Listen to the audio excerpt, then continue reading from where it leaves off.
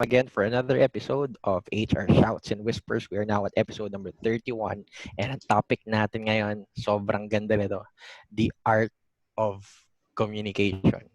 Pero syempre, i-welcome muna natin yung host natin. Hi, Chris. Hi, Ken, and hi, Yeah. everyone. Good evening. We're Good starting early evening. now. Yes. So, we have ay nako, ang gwagwapo ng mga, guests natin. Okay. So, we're going to talk about the art of communication. Uh, Uh-huh. Earlier, actually, a month ago, we had practice interview, okay, or interview practice, okay. So this is like a follow up kasi madaming nagre-request ng mga napapatulong kung paano daw makapass ng interview nila. And also some people also are into sales, so they've requested kung ano mga tips ang pwede, okay? I mean, mga tips na pwedeng gawin so that they can close sales. Lalo na ngayon na it's not just competitive, but it's also very, very trying time, okay? Okay, so, Oh, so we have I'll introduce our guests, okay? So the gentleman, okay? So we'll start with beauty first, okay? Mr. beauty Boom San first. Grabe. Agustin. Ay, grabe. Okay, Di ba so age before beauty? I'm trying not to say age.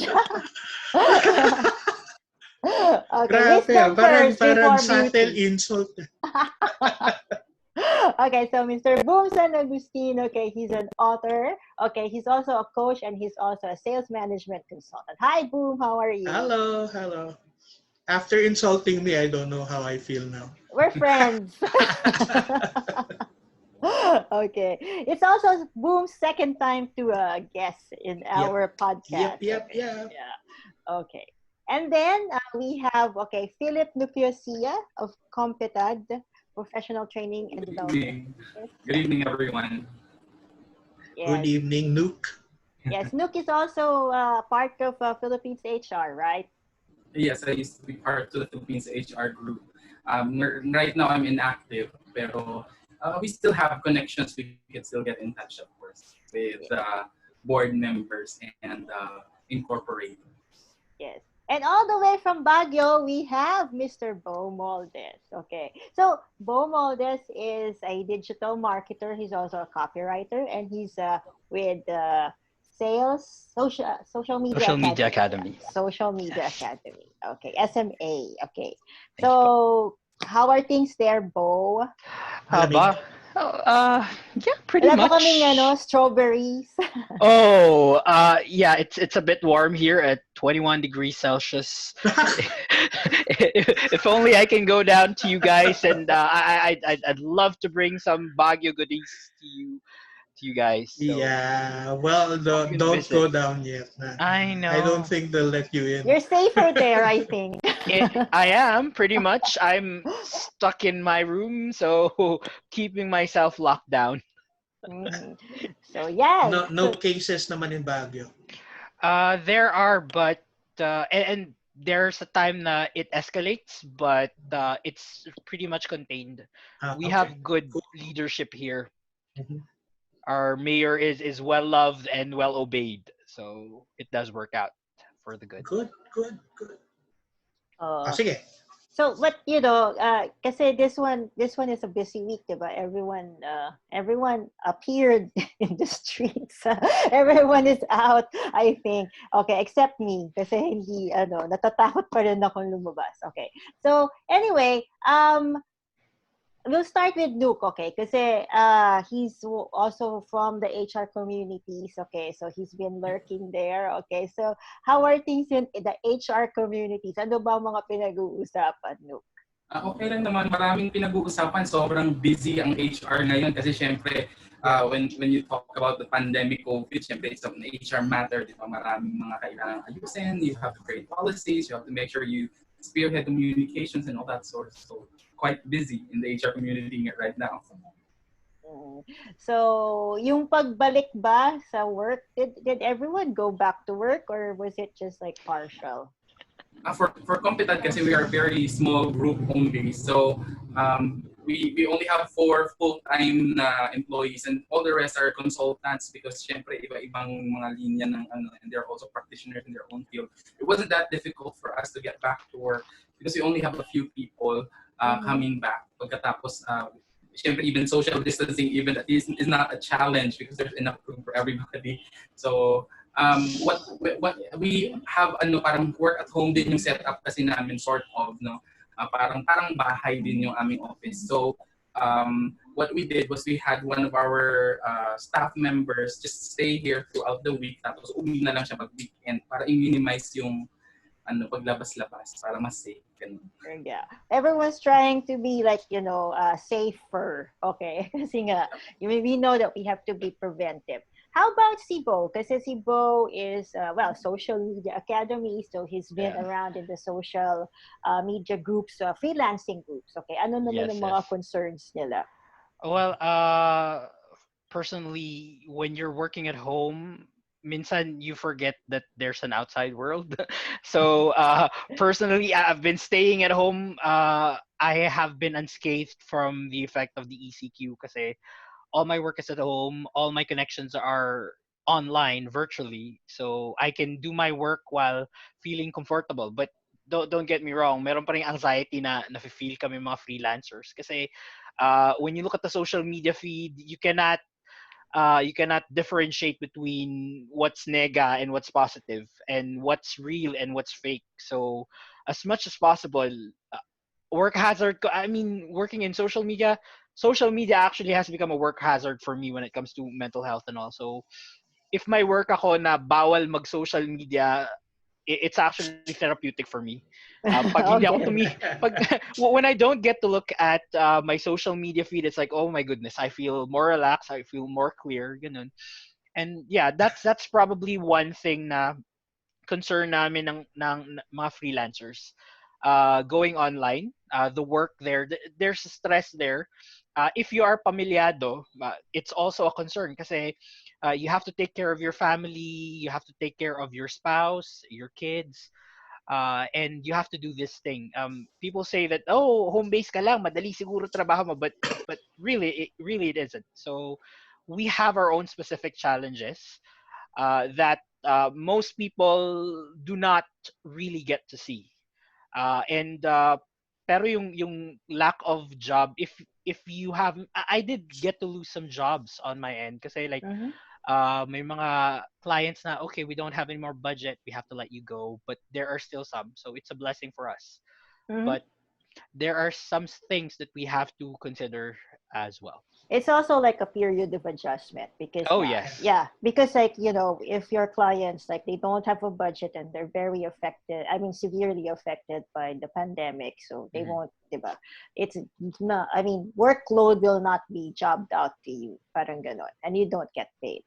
Also, because like HR Shouts, we're trying to also have a well-rounded approach to people management. So we get all sorts of questions.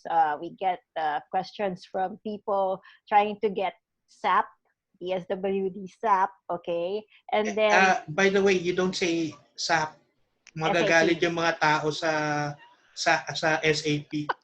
Oh, SAP. So it's not social amelioration program. So most of the questions that we get are, well, from ordinary people.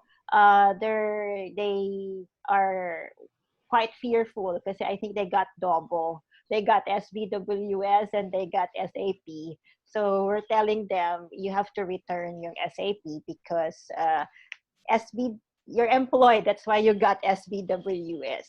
Okay, so you're not poor, the poorest of the poor. Okay, yun.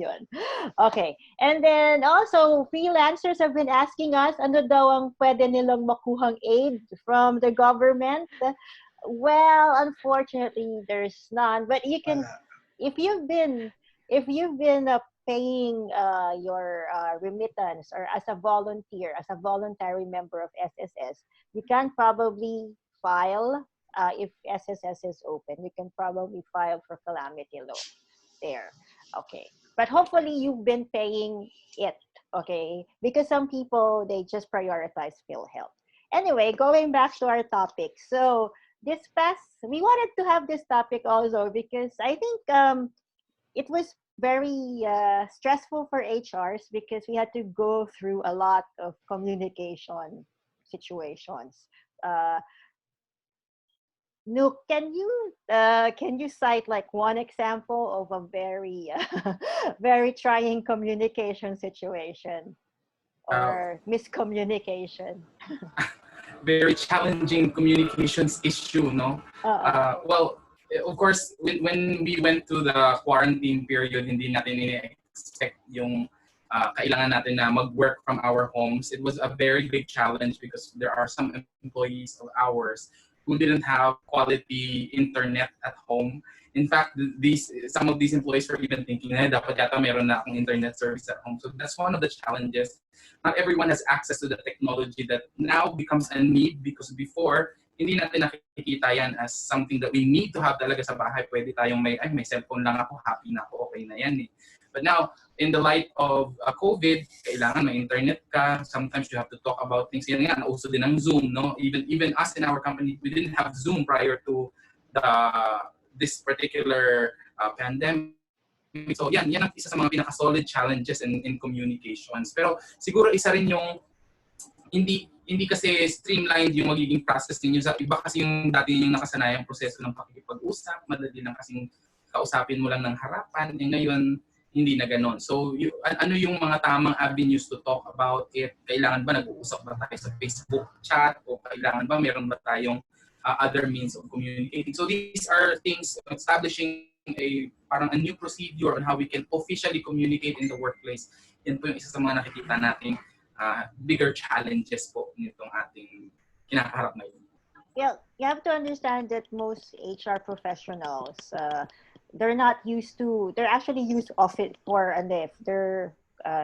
they're used to the office-based routine. So I've spoken to a lot of HRs na kaya sila hindi nakapagtrabaho ng mabuti kasi yung mindset nila, nagulo sila. Unlike yung mga freelancers, okay, they're already used to it because that's what they've been doing, okay. Yung mga HR, nagulo sila, okay. So, lalo na yung hindi pa, kasi yung iba kasi they don't have that technology in the office. They don't have internet. So, they were just used to using your mobile phones and using landlines and hindi sila ganun their office setup is not really for an internet-based business. Right. So, yun. So, nagulo talaga sila. So, they were stunned. Okay, yun. So they had to cope with that the first days of quarantine. Okay, and then ngayon naman they're like used to it a little bit kasi kailangan.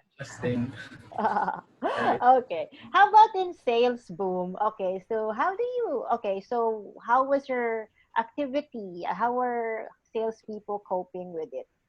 Well, just like most industries, most companies, they aren't really used to online selling. Many salespeople are traditional salespeople, so they meet their clients. In real estate, they bring their clients to the project. If you're selling cars, you demo the car, you visit the client. It's an adjustment also for them. But I'd like to correct something. Mm-hmm. When you say freelancers, it's not just online, okay? Because I'm a freelancer and I don't work online, okay? Meaning, I have a consultancy of my own, and I don't. And my consultancy was also disrupted because when this COVID thing broke out, as in 100% of all my projects for 3 months just canceled on me. Okay, so it was also a tough situation because syempre meron ka ring pasusweldoan, meron ka ring mga kailangan bayaran, marami ka ring dapat asikasuhin. So it was also a tough situation for it's not just but probably for online freelancers, I think may adjustment then pero not as much as us. And for salespeople, most dito sa Pilipinas, ano sila, mga traditional salespeople. Mhm. Very few salespeople are online salespeople. So yeah, they've had to adjust with the tools. In fact, right now, they're they're not adjusting that well right now. That's why may mga tumatawag na rin sa akin. Mhm. Ano, especially those companies that are just opening up. So, well, it's good na rin. Buti na rin tumatawag sa akin. Yeah. But kasi like my brother, they do real estate sales. Mhm. Okay, so yeah, that's very affected. Parang I think walang activity no. Ngayon lang pa konti-konti. Oo. So yeah. But generally, were there like salespeople who were also asking you questions or Yeah, reactions? maraming actually the biggest question I'm getting now from my clients is how are we going to sell my product online? Mm. Okay? How am I going to some of them have online stores and they have online sales to it. Pero most companies have a division that isn't online. Okay, like let's say tractors, Mm-hmm. okay, industrial equipment, industrial baking equipment, or these big machineries. You just don't sell them online Yeah, you can't. and You have then to see deliver. it. Yeah. You have to see it. You have to test it. You have to do something about it. Ano? And mostly the people they're selling to are also closed. So it's pretty tough, right? It depends. So you have to create a new niche, a new need. And sometimes you can do that. Sometimes it's hard to see that, especially if all you do is, lalo na yung mga sales people dito sa Pilipinas, most of them, all they do is stick to a certain formula. And then when that formula is disrupted, they cannot sell anymore. Okay, I'll give you an example. Si real estate, you brought that up. Mm. Kadalasan sa real estate, nakukuha nila yung client nila sa manning. Sa manning. So they stay there, they wait for the client to walk in, and Yeah. that's their client. Yes, So yes. kadalasan ang agent will only have one or two clients to follow up a month.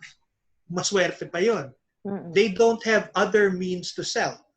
If they had other means to sell, they kasi normally, rule of thumb, you should have at least 15 to 20 clients you're following up in a month to make your sale. But they have only one or two. They're not going to make a sale. It's pretty hard. Chamba lang yun. And then, they're using a bad formula na, nagkaroon pa ng crisis, di wala na. Yeah, alam ko magfo-flyering sila or they tatambay sila sa isang mall. Yun lang alam nila actually. Kopya tayo kay Bo. Bo, how do you get Sige. clients? Ayun. Okay. I have to mention my mentors here. Partly, I'm also being mentored by Ken. He's an amazing guy when it comes to persuasion. You really have to learn from him when it comes to that. I've been mentored by yung founders ng Social Media Academy, and there's this freelance mentor. His name is John Pagulayan. Mm. He created this not just an online course but more of a movement. It's called the Freelance Movement Tribe, where he teaches us how to get clients on our own. John actually has this very specific process of reaching out and getting to the clients that we want to help. Ganon. Yung process, it's called CCPP. Uh, Connect, call, proposal, paid. So start with connecting. You have to connect to a specific target market that you're trying to help. So for example, um, I want to connect to life coaches. Kasi life coaching, especially in the States, in the UK, it's a very big business, and life coaches need help in copywriting. They need to sell their services as well, so they outsource it to us. So I will go to where they congregate. It can be a Facebook group, a LinkedIn group, places to go there. Ganon. I connect with them. And after I get to connect with them, I initiate a conversation. I give value to them. I get them into a call. Mm-hmm. And when I get to a call, I try to understand their needs, their desires, their wants, what their goals are in their business. And once I understand that, I create a proposal. Actually, it's we don't really call it a proposal. We call it a strategy document. Kasi pag sinabi yung proposal, parang, oh my goodness, I went into a call with this guy and then suddenly he wants me to hire him. No, we call it a strategy document so that we enumerate how we're gonna help them. And Mm-hmm. then through those touch points, marirealize ng client na, okay, I really need this guy to help me in my business. And once I get paid, I proceed with the work. I But see. when you consider the business kasi as a freelancer, especially when you do digital marketing, not many digital marketers know this. Businesses, ang bottom line ng businesses is about profit, di ba? So Mm-hmm. we help them on the basis of leads, conversions, and retention. Leads, yung mga contact list ng mga future clients nila, future customers nila. And then yung conversion is first-time sales. And then uh, retentions is return buyers. Ganun. So when I market or position myself to my prospective clients, I say that I help my clients get more leads and sales using content marketing, copywriting, and social media. So, ganun ako mag-position sa sarili ko. Pwedeng DJ ng radyo to. yeah, yeah, Nag-DJ ka ba, Bo, dati? Or DJ ka pa rin? actually, when it comes to speaking, I used to work. Dati akong call boy. Call boy. Thank you for calling Linksys. This is Oh, Earl with Check okay. ID. And then right now, I'm also hosting the SMA show, Social Media Academy's Facebook Live program, where we also get to and I hope we get to interview you, Sir Boom, Ma'am Christina, and Sir Nook. So that's basically my training on this Ayaw one. mo na kay Ken. Oy, I actually interviewed Ken na. And then Kaya meron sawa ka sila. na, sawa ka na. ang rami pong nag-view. My interview with him was one of the most popular interviews for Social Media Academy. So haba ng hair ni Ken. No? I know, Mahaba right? na, napagupit na yan. Ginupitan ng misis. Ken, what can you add? Kasi, okay, so traditional sellers, okay, naghihirapan ngayon. So, maybe we can try to help them. Yeah, sa akin, ayun lang eh. Ang laki ng factor ng marketing ngayon. Ang laki ng, as I'll bounce with what Boom said. Most of his clients are asking him on how to actually shift to online. So, ganun din yung mga nakakausap ko ngayon. Kaya, sa mga hindi pa nag-online, start with Facebook. Probably you're already on Facebook. There are business pages. You could create your page. Again, branding is also one part of, it's a big part of marketing right now. Is your brand out there? And walang masama magtanong kung there are lots of consultants out there that are willing to actually help you scale your business and push it to online. Madali lang naman yung process. Hindi naman siya ganun ka-complicated. Pero we got to understand that there is a shift that already happened. We have to accept that.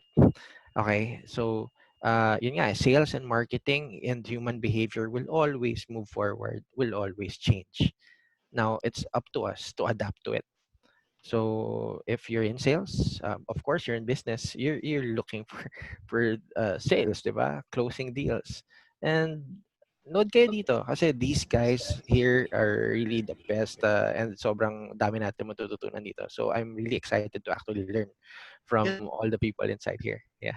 Can I add something? Here's a tip for people who want to put their sales online. I use a structure called AIDA. Have you heard of that? Yeah. AIDA, right? That's As a attention. copywriter. Yeah, attention, interest, desire, action. Yes. Okay, so you first get their attention. Like uh, let's just say your business is losing 5 million a month. Okay, that should get somebody's attention. Yeah, my business is losing 5 million a month. What am I going to do? And then I check for interest. You say, but I have a solution. Are you willing to listen to it? Okay? And then the guy says, yeah, if you can solve my problem, why not? I'll listen to it. Desire is where you explain how you're going to solve the problem. Okay, you give an outline, you give and then action, make it easy for them to act on it. Like, oh, click on this link and we'll get started. Like that. Okay, I use that sa posters ko when I do yung mga and I get a lot of inquiry from that. My first is did you know that you can sell in the middle of this pandemic? Yeah. May inquiries ka agad yan.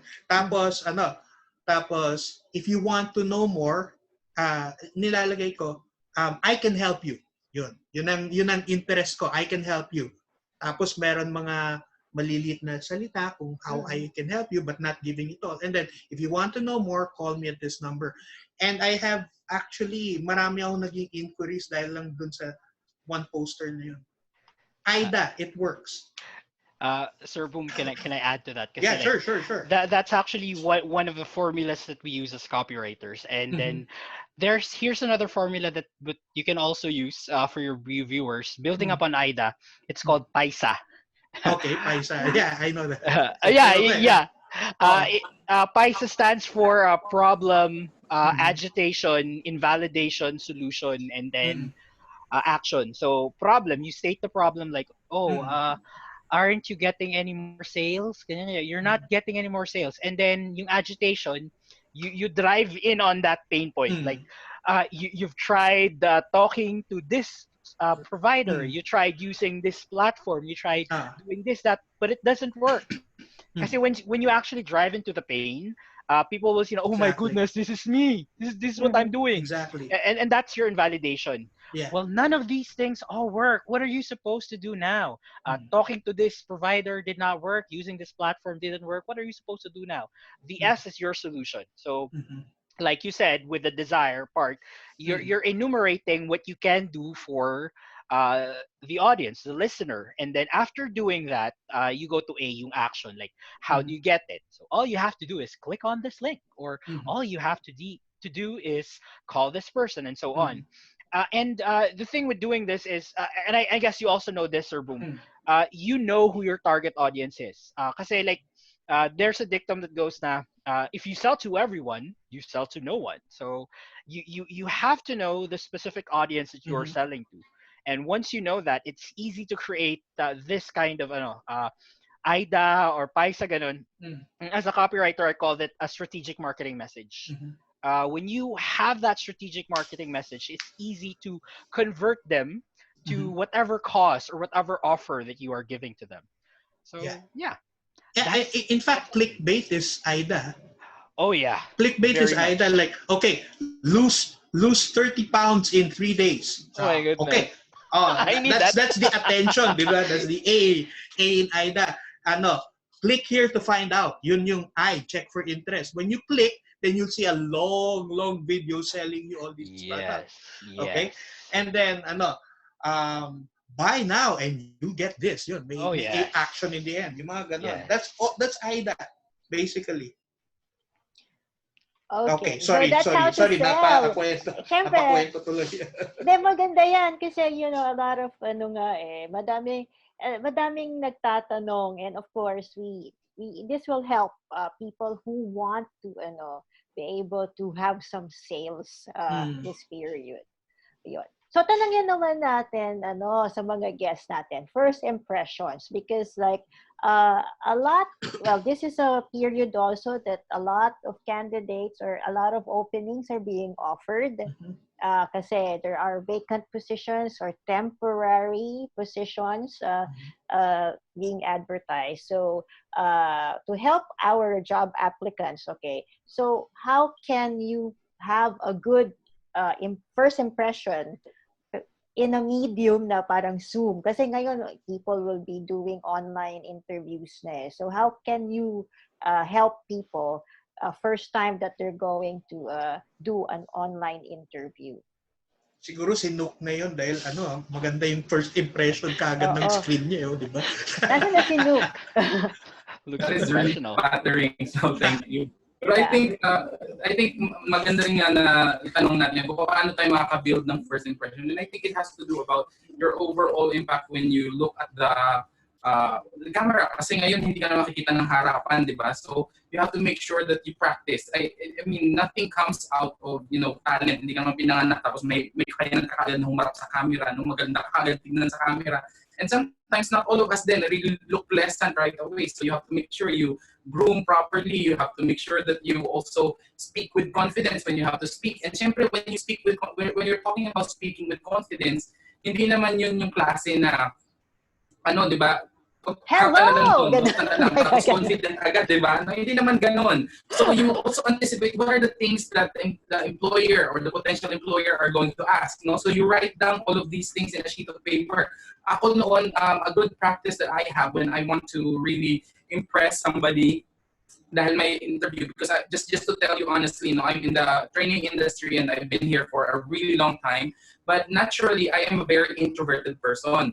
So one of the challenges that I have is I am not able to make my talent come out during the interview, because once the interview starts, I get, hindi ko na alam anong gagawin ko pag nagtanong sa akin. So what helped me really was, siguro, before I go on that online interview, I write down things that the employer is looking for. So for example, sabi mo, palagay ko dahil yung position na ina-applyan ko is a position that provides, let's say, instructions to rank and file employee, kasi parang communications ang gagawin ko. Yan.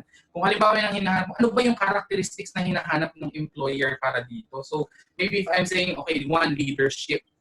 Anong mga ginawa ko sa nakaraan na magpapakita na meron ako nitong quality na to ng leadership, no? So meron ba akong nilid na grupo? Meron mga problema na solusyonan ko? Paano ko ba sinusolusyonan to?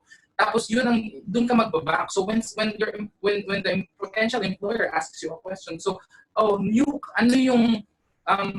can you be different from all of the other candidates? No, this is one of the questions that I find startling at times, because syempre, parang, ano nga ba kung magiging iba? Parang wala naman kung naghanap ng trabaho. But what I do usually is, I think I have the leadership that it takes. And I wouldn't stop there. I want to make sure that they understand what am I really talking about when I say that I have the leadership that it takes to fulfill the job. So I would talk about when I was in, let's say, when I was in high school, I started early with leadership because I led a group of, let's say, carolers to start a campaign for gathering money para sa isang special project. So it could be as simple as that. Of course, it depends on the level that you're applying for. If you're applying for maybe an entrance position, then that's the way to go. But if maybe you're applying for a more advanced position, let's say a manager, then you talk about what are the things that you've done in your company. Very specific, one problem that you've encountered, talk about how you went through it, and then after that, yung STAR method for some people is how they call that. No, you have your situation, you talk about ano yung problema ng time na yun, what is the task at hand, what actions you took, that's A, and then R, you also talk about what results it gave you, no? Para nakikita nila. Hindi naman ibig sabihin ito perfect ka, lahat tama. Sometimes you can also talk about some of the failures if necessary, no? But when you talk about that, you also have to emphasize on what are the points of learning that you have. So this way, you are telling the potential employer that, yes, I have these skills, and then you are also telling them, I may not have these skills yet, but this is how I cope when I don't have the skills required yet for the job. So I think when you have somebody talking like that, oh wow, no, parang this person is really capable, makikita nila yun. It lets the talent in you really shine through. So I think that's it. Yeah, and it's actually important to also relax during an interview. Okay, so that hindi naman rush lahat, okay? Kasi if you're rumbling, it won't also what you're saying won't make any sense. So how about si Bo? Kasi Bo, when you do online, when you get to an interview, to the interview part of your your getting to know you stage with the client. No, you have to chat with him. So what are your tips? And ano naman, if the interview was like in a medium, it's in a written medium. Okay. Well, basically, if I'm going to tell you how I do it as a freelancer, it's merong mga similarities sa sinasabi ni Sir Nuke. Basically, what I do is this three things. Number one, I have to pre-frame. Number two, I have to do due diligence, and number three, I would need to understand that it's not about me. It's about them. It's about me giving value to them. So let me discuss to you about those things. Number one, pre-frame. So I have to optimize my profiles. Like, dapat maayos yung Facebook, ganyan. Like, yung mga descriptions, ang nakalagay hindi dapat, di wow, works at Krusty Krab, ganon, di sa puso mo, yung mga ganong bagay. Here's the thing that's really nakikita ko na nasasayang ng mga tao when it comes to using their online profiles. They don't realize that their online profiles, particularly Facebook, LinkedIn, Instagram even, these are actually ways to help you get more money. So if you actually position yourself, think of it as like a calling card or like an online resume for you. Ganyan. That's why whenever I post on Facebook, we call it a value post. Right? Like you post your specialty, your know-how, your intelligence, your knowledge, your insights, and all that. So sa akin, yung mga recent posts ko, it's about copywriting, on how to use and how to learn copywriting, so that when people see it, it's like, oh my gosh, this person is a very knowledgeable person when it comes to copywriting. I might hire him. So that's pre-framing, and I actually learned it from Ken. Kasi like he's a persuasion expert, and then he tells people that before you start, you have to frame yourself as an expert. You have to position yourself as an expert, and that means optimizing whatever profiles that you have. Kaya my LinkedIn account, my Facebook account, it has to be optimized in such a way na pag nakita ng tao, oh my goodness, this is the expert that I'm looking for. So we start with that. Now, when you are looking for clients, of course, diba, you have to know who your target market is. This means that you have to do due diligence on them. Like say for example, gusto kong maging kliyente si Sir Nuke, si Sir Boom, si Ma'am Chris. Isa-stalk ka niya, no, ni Bo. Pero hindi yung stalking na hindi yung stalking na like, oh my gosh, this person. Research lang siya. Oh yeah. We call it market research para mas maganda yan. So if may mga tao na nanonood dito para matuto manligaw, wag niyo sabihin hindi ini-stalk ko yung crush ko. Nagma-market research ako sa aking crush. Parang ganun. Wow, yeah. And then pwede naman compatibility research pag ligawan, diba? That sounds better. And compatibility research, I'll learn that. Oh yeah, I'll probably use that. And then perhaps the most important thing that we consider before I go into a call is knowing that it isn't about me. Ito kasi yung nagiging trip ng mga something that trips up newbies who go into the freelancing business side. It's like, pupunta ako dito kasi kailangan ko ng trabaho. Pupunta ako dito para may mapakain ako sa pamilya. Pupunta ako dito kasi I need a cash. But that isn't about it. It's about you providing value to that other guy, to that other person. So, ito yung isa sa mga natutunan ko sa the freelance movement tribe at saka sa social media academy, sa mga mentors ko and all that. I don't get paid by the hours that I work with. I get paid by the value that I produce. So, basically yung work ko, I can sleep anytime. Heck, if I'm not having this interview, I'd probably be sleeping or probably watching another episode of The Big Bang Theory or Star Wars. Kasi I know that I can do all these things on my own time. Ganon. Now, iba naman yung... Ibig sabihin nun, Chris, ni-storbo natin siya. Oy, hindi naman po. Careful ka dyan. Kaya hindi magaling si Boom dyan. Oh my goodness. All right. So, to cap it all off, kasi si Sir Boom, you, Miss Christina, and you, Sir Nook, you actually are the ones interviewing prospective employees. As a freelancer, I do not see myself as an employee. I see Mm, myself as a partner. So okay. when I get to interview them, yung call part namin, I'm not actually the one being asked questions. I'm the one asking questions. Kasi what I do is I diagnose their problems so that when I understand their problems, okay, this person needs help in creating copy to get them more leads. This person needs to have a sales page to get them more sales. Ganun. Once I understand that, I then get to say to the person, thank you so much for having this conversation with me. It's an honor. And I see that these are your problems. These are the things that I can help you with. Can you give me a day or two so I can create a strategy document that you can see to see if we are Mm. compatible and a fit? So it's pretty much different with HR employees and freelancers, but the thought is But always the same. but they can learn from it kasi Oh the usual yes. part Yeah. na ano, I think that's weak in an interview. And Mhm. also I I did this. Look, how would you answer, diba? The last part of the interview, do you have questions to ask me? Right.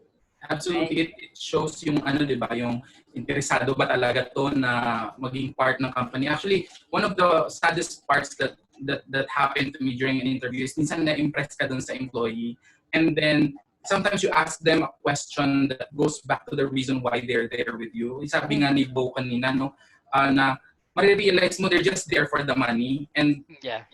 sometimes that really breaks your heart because yes, lahat naman tayo nangangailangan, given na lang yun eh.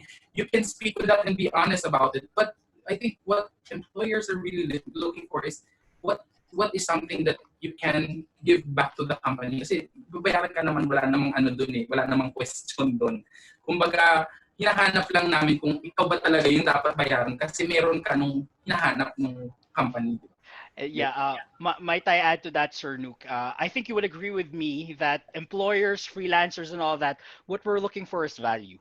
Mm, That's value. exactly the bottom line that we wanna give and give exchange for. So yeah. Absolutely. Yes. Absolutely. I think that's also the reason why yung freelancers, no, medyo, kung tutusin, kung tinitingnan ko, output-based ang charge ng mga freelancers most of the time. It's because they know na yung pera mo napapalitan talaga ng value. Eh, sa ano, pag kumukuha ka ng employees, sometimes the mindset nila is pinabayaran mo ko para sa oras ko. So siguro yun, isang bagay na dapat nating alisin sa ating isipan kung gusto nating ilagay natin yung sarili, parang din doon po sa sinabi niyo rin sa sales, no? Ilagay natin yung sarili natin doon sa mata ng kliyente. This time around, ang kliyente tinitingnan natin ay yung company mag-hire sa atin, no? Ano yung hinahanap nilang value mula sa iyo at yun yung i-address mo, no? I-build mo yung desire doon sa area na yun. Even if it's not sales, it's you selling yourself, eh. No? So essentially, not selling a product, but you are the product. So it's also kind of like sales. Diba? Look, I'll ask you, okay, so it's selling yourself, but you know, you have to also, recruiters have to sell the company. So what is your position on this comment na madami na nagpapahintay sa aplikante? Mga 4 hours nagpapahintay, not sticking with the schedule. Ay nako, hindi tayo masyadong natutuwa dyan sa ganyang 4 hours na pinapaghintay ang aplikante. Our topic today is about communication. So if you're an HR practitioner, when you make people wait for that long, siyempre ini-schedule mo naman yan, nilagay mo yung ano mo, di ba, yung timelines mo sa iyong ano. And I'm sure sila din ganun. And they also probably are looking for opportunities elsewhere because you want to start a relationship with whoever. Hindi naman ikaw lang ina-applyan yan. So isipin mo rin yan as an HR practitioner. Eh baka mamaya hindi siya fit para sa'yo. At least sana kung nirespeto mo yung oras niya, kinocommunicate mo dun as early as that point na I'm communicating with you that I value your time. So if you're not the right fit for us, at least you can go to another company who might be able to fit you into a position that they need. No? So sana hindi ganon ang mga HR professionals because that really communicates something very, very negative. Pero totoo, nangyayari yan. Plus, sa call center, because I've worked in a call center industry for a really long time, no? Na-realize din namin na kasi doon, ewan ko lang kung paano yung sa system ng outside of the call center industry when it comes to recruitment because I'm exposed to the recruitment process in call centers. Very fast-paced yun. Pag sinabing one day application, kuha mo agad yung trabaho by the end of the day. I think that's a really good process. You're not making people wait for so long because anyway, kung ikaw ay talagang expert sa recruitment, madali mo naman ma-determine kung talagang fit sila or hindi, no? Pero ng iba, kung ano-ano pang yung pinapakuha ng mga examination, hindi naman nila, at the end of the day, yung interview lang naman pala yung nagbabalyo. Lahat na lang ng exam, pati alam ko meron pang algebraic. Meron akong sinagutan na exam, may algebra pa. Parang inisip ko, okay. Hindi ba abstract reasoning yun? Hindi, meron sila kasi IQ test and then some elements, parang it's like taking the UPCAT exam. Parang, okay. I remember applying for a company for a managerial position and they gave me a typing test. And I felt like, for real, typing test? What will I do with this? No? So may mga ganun ding moments. Well, aside from yeah, sorry. Chris, kilala ko ba yung kumpanyang yun? Hindi. Wala to government to? Kasi during early 2000, I applied to this government agency. Tapos, actually, it's for, hindi pa ako nag-shift sa HR noon. It's for a PR manager job. Tapos, they made me go to an interview. Tapos, may test. Tapos, yung test nila, feeling ko UPCAT. Kasi, yung talagang, may science questions, may, yung ganun. So, mga square root ba ganyan? Sabi ko, anyway, sabi ko, I don't mind taking the test. Natawa lang ako kasi what was the point of getting this? Parang exactly. Oo. Pero it's like, madaming tests kasi. Oo. So, but we'll ask si Ken. Ken, kasi ikaw, you coach also, di ba, mga job applicants. Ano ang mga tips mo for good first impressions? Impacto. Create an impact. Huwag naman impacto. Kasi, creating the first impression, may expectation na sila eh. Usually, when you're applying, hawak na nila yung resume mo eh, pag umabot ka sa interview. Di ba? So, make sure that you make that impression rin kaagad sa resume mo. As like Bo said kanina, let's talk about frames and pre-frames. Parang in terms of sa persuasion yan, kay Dr. Robert Cialdini, he discussed this persuasion. With your resume already there with them, ang dami ng information ang nabibigay mo sa kanila. So work with your resume so that it becomes a very good tool to give them the right information because most of the questions that they're gonna ask will be coming from that resume. Okay, so work with it, and as you work with it, secondary na yung pag-show up mo. Again, most of the time, we get in our own way. Okay, it's not other people getting in our way. Lalo na pagdating mo interview, there are lots of thoughts coming in. Daming iniisip.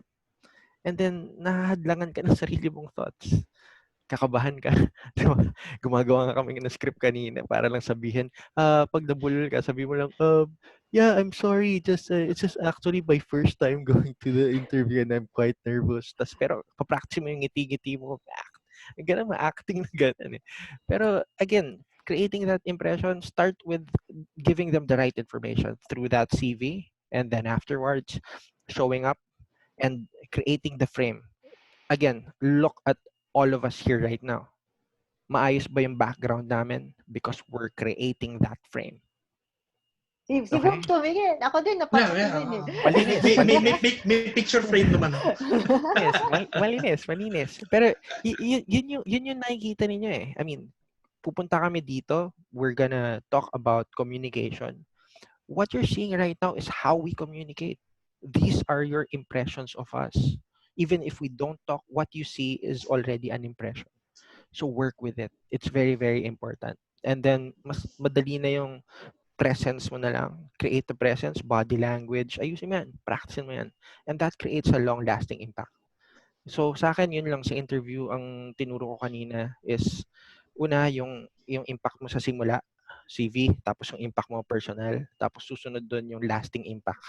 Create a difference. Make a difference so that when you end that conversation, they, muntik na ako magmura na naman. they, Ano, they, impacto na naman. they effing remember Wala you. pa tayong feature na may bleep automatic. Effing na lang, effing. They effing remember you. Yun na lang. Yun lang. That's Yeah. But can I interject? Yes. yes, sige. You know, one good thing that I learned throughout the years is to look for the company's core values. Yeah. Ano? And tailor your answers to the company's core values, lalo na when you're talking to HR. Okay? Kasi ako when I give an interview, I'm usually the final interview. Kasi papasok na sa team ko eh. Okay? So HR, nasala na ni HR. Pero when you're going through the first stages of the interview, lalo na sa HR, or if you have to go to the president pa to interview, it's a good thing to understand or to know the company's core values coming in. Like if the company says their core value is sense of urgency. Okay? So you know you have to be there early. You know that you have to look excited or excitable. I don't know. Okay? You have to look like you're ready to go, you're ready to work. And then if they say, when can you start? Can you say, can we turn the clock back to yesterday? I'll start yesterday. Something like that. So you know how to answer that because those core values were made by the executives, made to understand the HR was made to understand them. So they are these are the things that will really capture the interview, pero sa department heads iba naman para sa akin, sa department heads, try to be like the department head, like because people like to hire people who think and look and act like them. So it's a sales tactic called mimicking. So if the department head likes to use his hands to talk, you use your hands also when you're talking. Okay, so it's basically an interview, like Nuke says, is selling yourself. So if you want to sell yourself, you use a sales tactic basically. So yun ang tip ko sa mga nag-interview. Ako kasi, yeah, that's correct also. I agree with that, no. Ako kasi I have a different term, but I try to connect because it's also my gauge if I'm in or not. Okay? Kasi if I don't connect to that person, makikita mo naman with the overall reaction ng interviewer sa'yo. More or less, alam ko na I need to look for another company. Okay? Kasi hindi ako okay dito. So that's how I manage myself when I'm looking for a job. Ganon. Pero sometimes it can also be you can be wrong, no? You can be surprised na hindi siya nagsismile sa'yo, sinangot siya, yung pala tanggap ka. Okay, pwede rin ganon. But I also but I try to manage kasi myself kasi parang also kasi I try to prioritize companies that I feel na I'm going to be a match in terms not of also with values and also with yung 'di ba, ugali, 'di ba? Kasi observe mo naman 'yun eh. Except that during this period, we don't have the luxury to be able to observe companies in their offices kasi the first interview would probably be online. Can I, one more thing, I just remembered now. When you're being interviewed, ask questions. Questions like, these questions are very important. What will my job entail? Okay, what does success look like in the job? How do you know what for you is a good result? Yung mga ganon. So that they know you're interested in doing good. Okay? So what do you expect from me? Yung mga ganon. Yung mga ganong tanong. When people I interview ask me, "Sir, can I ask you what are your expectations of me?" Kukunin ko kaagad to. Kasi they're putting themselves in the place of the interviewer or in the place of the company. So they're interested in serving the company. So kukunin ko kagad 'yan. Kahit nga mas mabango yung isang nag-interview, siya tanong ng tanong eh. Kaya I think it's because this is a person who's willing to learn, willing to adjust to make the company their company. Yeah. They're willing to also parang give, hindi lang sila yung passive. Exactly. Diba? Yeah, they're willing to give. Yeah, willing to give. Okay. So, let's go to the most difficult questions to answer, okay? So, unahin natin ang HR dito. Ako, Sige. Nuke. So, what are difficult questions to answer? Well, in my experience, in my personal experience, when I was still starting out, yung first few interviews ko, kasi later on when I already learned na kailangan ko mag-prepare, have a set of stories to tell. Nung alam ko na it's easy to have the interviews, but before I was doing that, one of the things that I really found difficult to answer was that question na why shouldn't we hire you? Sabing ganun ng HR. Kasi what rattled me was ano ang intensyon nitong HR na to at tinatanong niya bakit hindi niya ako i-hire, kino-convince ko nga siya na i-hire niya ako ngayon. So I think yun siguro yung point na kung saan naisip ko na when HR is looking for somebody who is the right culture fit and they're doing it right, they're not just looking for good qualities in you that they can hire. They wanted the entire package. They wanted to also see what are your shortcomings as a human being. You can be honest about that, but you have to talk about what you're willing to do to learn and adjust, no? Hindi naman kailangan maging perfect all the time, no? Hindi mo kailangan ipakita na foolproof ako, bulletproof ako, hindi po ako tinatablan ng bahala, no? Kailangan mo rin sabihin, dito hindi po ako, medyo pag tinamaan po ako sa may bandang belly, mamamatay na agad ako niyan, pero pwede ko po yung harangan. Parang ganun yung gusto natin i-communicate sa kanila. We want to make sure that the interview or the question that kumbaga pag tinanong tayo ng question na yan na what is it or why shouldn't we hire you, we realize na ang hinahanap nila ay tao, no? It's just the humanity in you that you're looking for, that they're looking for. I think yan ang pinaka-challenging na nakitang questions. I don't know, how about the others? Ano pong mga challenging na questions? Pwede kong sagutin yung tanong Okay, sige. Why shouldn't you hire me? Okay. Kasi natanong na ako yun sa Diamond. Sabi, tell me why we shouldn't hire you. What are your biggest... Sabi, well, you shouldn't hire me kung ayaw niyo magbenta. Kung gusto niyo ng benta, kunin niyo ako. Yun lang yun. Yung ganun na ganun, That's another way of looking at it, especially if you're with sales, no? Sales is about showing confidence, showing that there's something that you can do for the company. So definitely, that's a very good approach. It probably, I'd also say, based on just what you said, that it depends also on what you're applying for, no?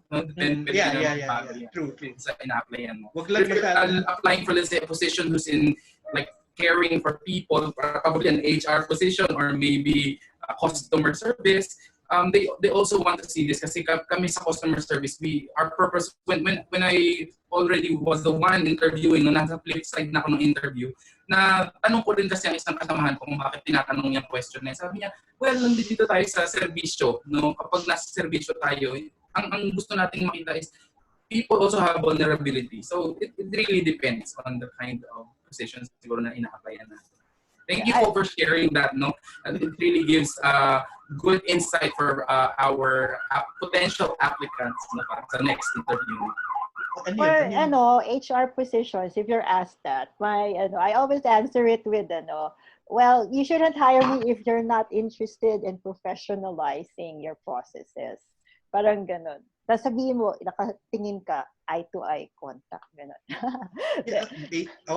It's almost the same thing. Pero wag kayo mag-confess I mean, don't make it into a confession na pumatay ako ng tao. Pumatay ako ng tao. Hindi siya confession. It's about your strengths and your weaknesses. Sabi nga, hinahanap yung humanity, huwag naman yung monstrosity. Kasi may ikukwento ko lang, natandaan ko. Alam mo sa akin kasi, pinapaano ko na lang sa line managers yung interview. Kasi, I don't know, this past few years, last year, we started hiring mga newbies. And then, pumupunta sila sa interview. Very serious and then very, kailangan ko po itong trabaho na to. Tapos sa akin, umiiyak. So, ayoko na kaya yung line managers na lang, wag naman, tapos may lahat yung question na yan, why shouldn't we hire you? Umiyak talaga siya. Sabi niya, kailangan ko po itong trabaho na to talaga. Ganun. So, that's, I think you should uphold your self-esteem and, be professional and composure pa rin. Yes. Okay. Ito, may kinoment si Marvin Soilo. Nakita ko yung kanyang sagot. Tanungin ka, what framework did you use for organizational development? Sorry, ulit What ko na. framework did you use? I'm just paraphrasing. What framework did you use for organizational development? And what were the results of your initiatives in org dev?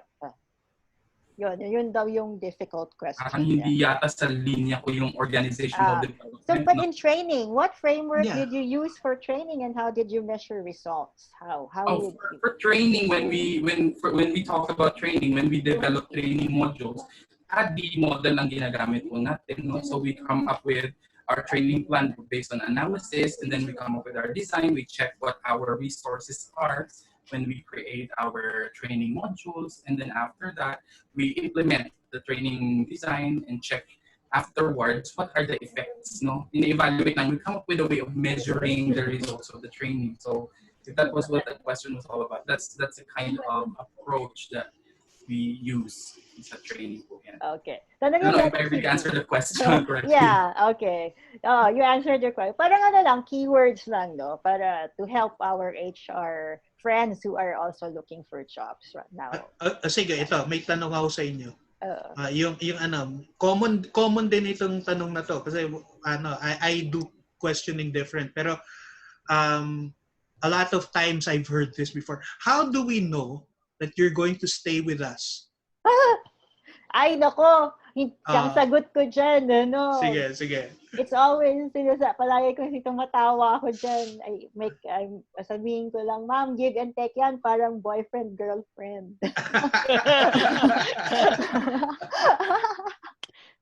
Yeah, that's the right answer. Actually, it's a relationship. Pwede ko pong kopyahin yung response na yan. Kasi, to be honest, working as a freelancer, a lot of freelancers, they don't work on very extended year-long work. Usually, it's just a project base for like a month, 3 months, ganyan. It's like, and then that's actually one question na natitrip ako. It's like, you know what? We want you to grow in our company. Can you work for us in more than 2-3 years? Do you see yourself working with us for that? Yeah. And then for the most part, I would be answering like, you know what? I can probably stay with you for at least a year. So it sounds that you're giving you're giving commitment, but it's still a non-committal answer because there's still a level of uncertainty.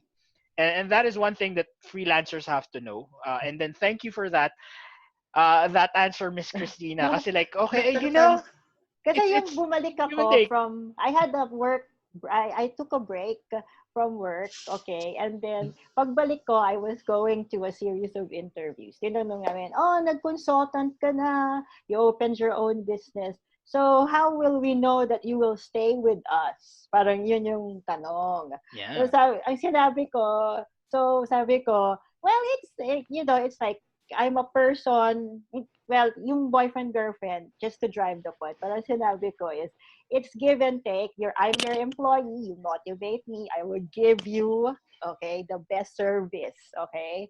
Parang boyfriend, girlfriend lang yan, ma'am. Parang gano'n. Tapos ngiti ako. Dapat ngumiti kang ganyan. Oh. Okay, hindi. I agree with Chris, ano? Kasi ganun din ang sagot ko eh. It depends on how our relationship grows. Yun ang inaano ko eh. If by the end of a certain time I don't like you, I will leave. Ganun lang yun. And if at the end of a certain time you don't like me, you'll fire me. Oh, So, two-way. di ba? Pero if we both grow in our business relationship, then the chances for me staying here are a lot longer. Yun lang. Ito, what do you think of this question? Okay, what is your plan in the next 5 years? I hate that question. I hate that question. Kasi lagi kong tinotroll yung question na yan. When they say, what is your plan in the next 5 years to own this company? Si Ken. Ken, I do that. Bolero ako eh. I mean, yung dun pa lang sa tanong nyo kanina, ang daming pwedeng sagot doon eh. Pero in the next 5 years, yung sagot ni Boom, kasi bakit ako papasok sa company na to, di ba? I actually went to this interview because I already made the decision to make a change in my life and to make an impact dito sa company na pinapasukan ko, na gusto kong pasukan. Di ba? Ganun eh. So, in the next 5 years, I want to grow. I mean, all of us, I want to be part of your company to offer my services so that we both grow, as for me as an individual and for you as a business. Pero at the end of the day, yun nga yung magkaiba eh.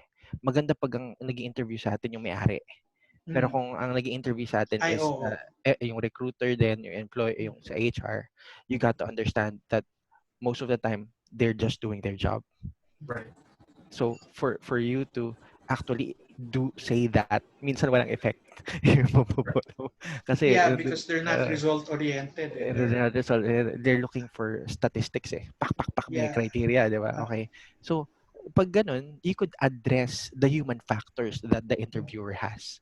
Right. So, kung hindi man siya maiaantig doon sa value sets na parang I want to grow with your parang ganun lang siya sa'yo. Yeah, standard answers. Standard answer. Narinig ko na yan, sinabi na yan kanina eh.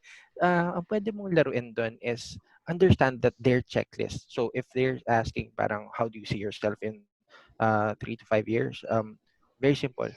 Still working here and probably with a higher position.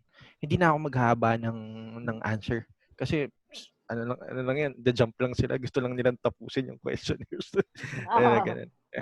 Ganun. Yeah. Pero may question sa atin yung mga natin. Yan. Nakita ko sa chat. Oo. From Daphne, Granville? Yeah, Miss Daphne. Okay.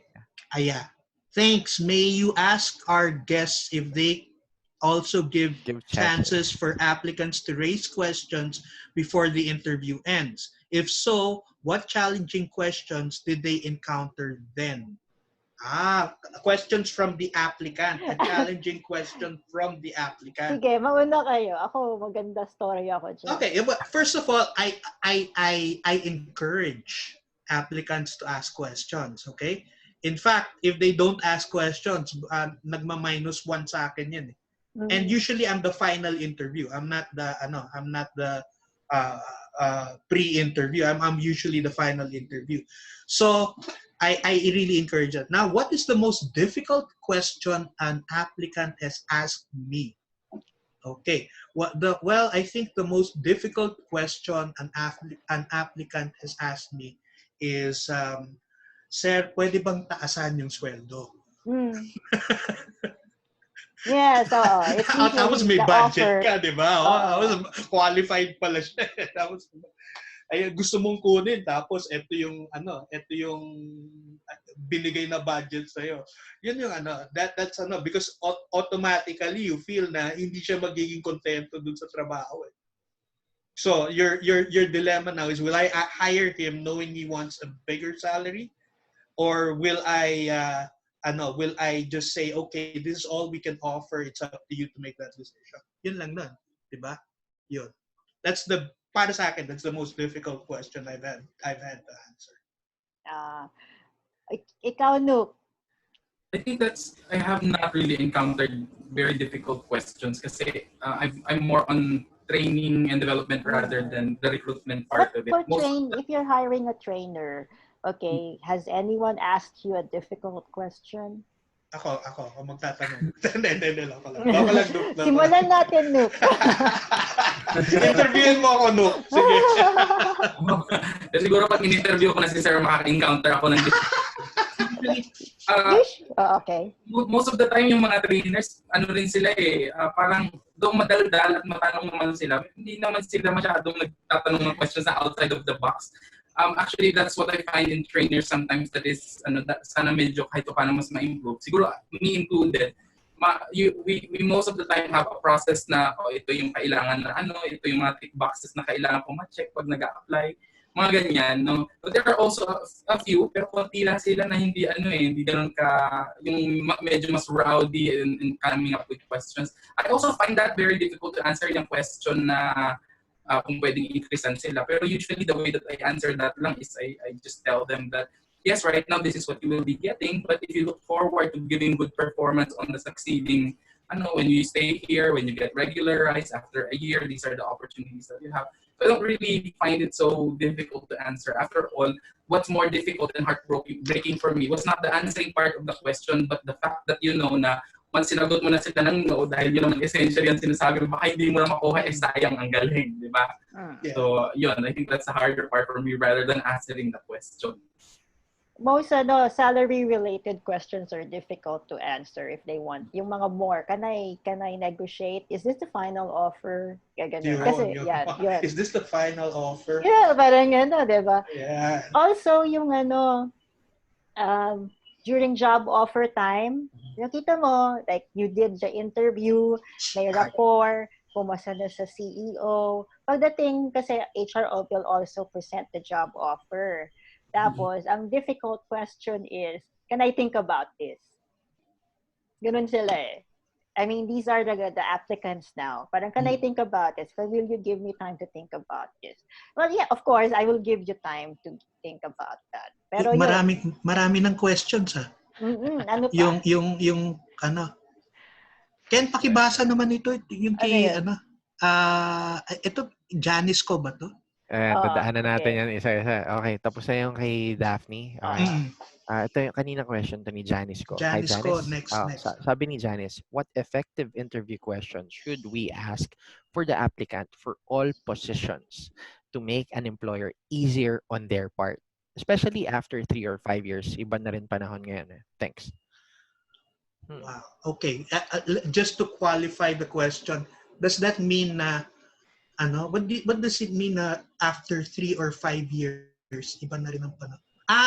Para maging part siya ng company for 3 to 5 years? I think that's what they have. To determine na magsistay yung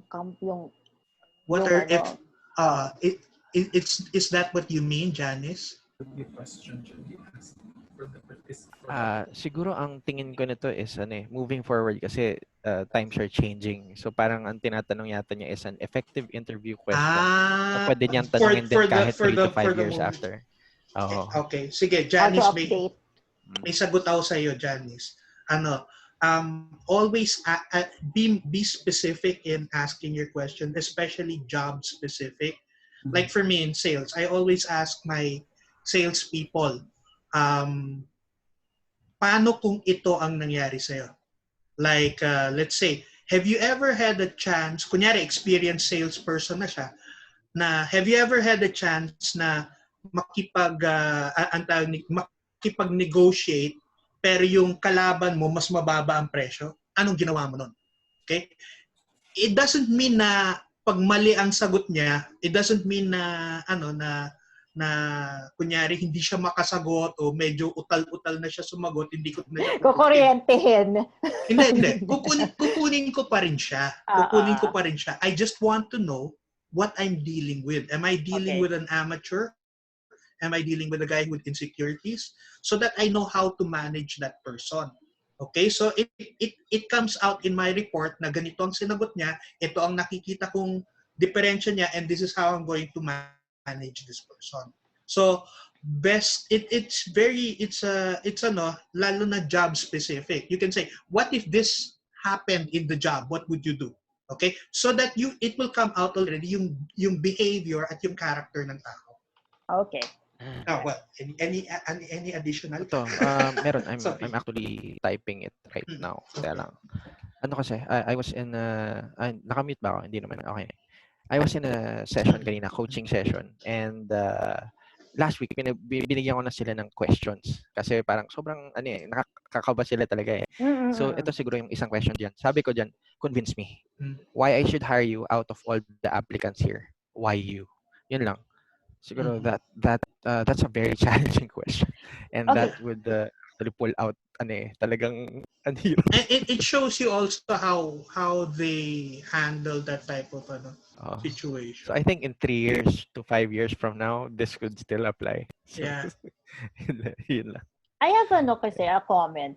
Kasi it's actually since I've matured na as an interviewer, yung I actually reflected about it kasi I was like doing the summary for this podcast, no. So like there are some interviewers, they come on strongly to the applicant.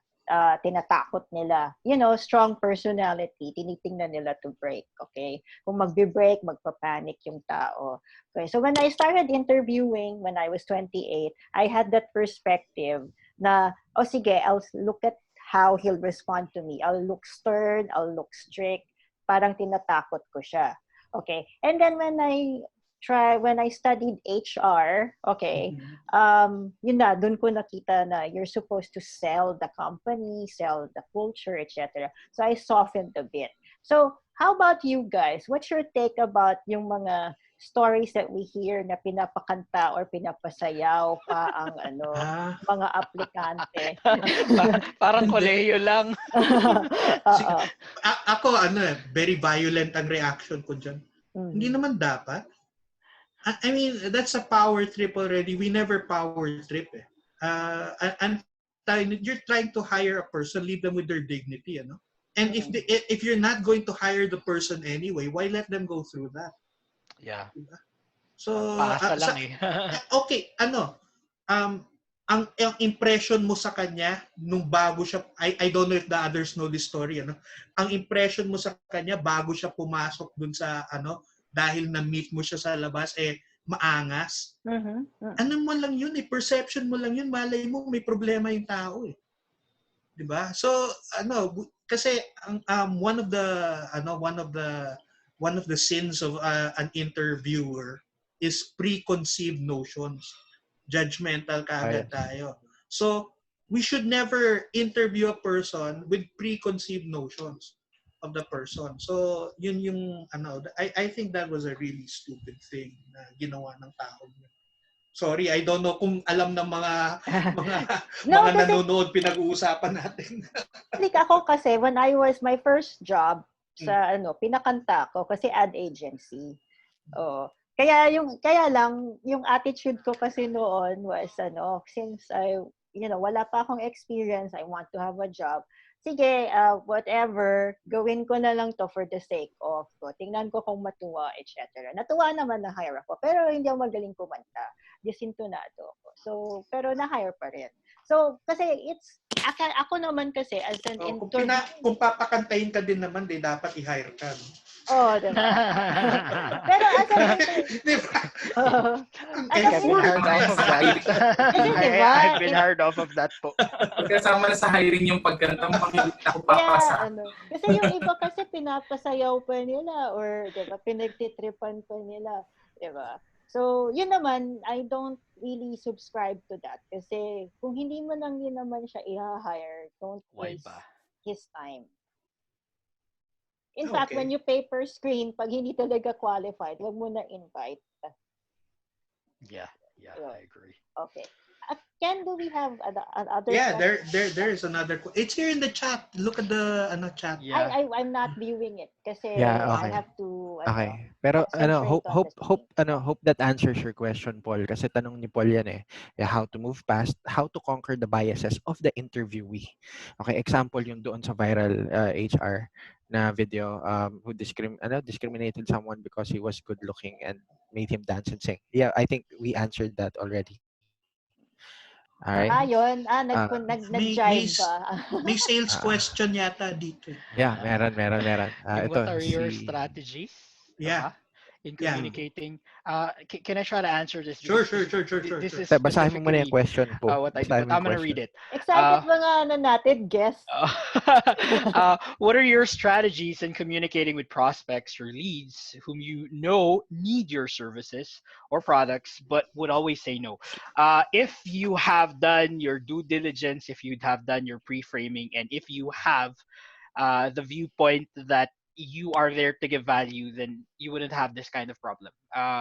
Personally, this thing, it doesn't worry me right now.